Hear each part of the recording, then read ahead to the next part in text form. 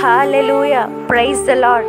ప్రతిదినము సజీవుడైన దేవుని వాగ్దానాల కొరకు ఎదురు చూస్తున్న ప్రియమైన దేవుని బిడ్డలకి నా వందనాలు. ఈ దినము పరిశుద్ధమైన దేవుడు జీవగ్రంథంలో నుండి మన కొరకు ఇచ్చిన వాగ్దానం సమూయేలు 2వ గ్రంథము 22వ అధ్యాయము 33-34 వచనాలు. దేవుడు నాకు బలమైన కోటగా ఉన్నాడు. ఆయన తన మార్గమునందు యథార్థవంతులను నడిపించును. ఆయన నా కాళ్ళు జింక కాళ్ళ వలె చేయును. ఎత్తైన స్థలముల మీద నన్ను నిలుపును. ఆమేన్. Verse of the day, 2 Samuel chapter 22 verse 33 and 34. It is God who arms me with strength and keeps my way secure. He makes my feet like the feet of a deer. He causes me to stand on the heights. Amen. దేవుడైన యెహోవా నిశ్చయముగా నిన్ను ఆశీర్వదించునుగాక.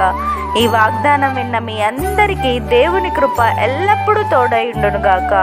మే the Lord our God turn every curse into a blessing and loves you abundantly. Amen.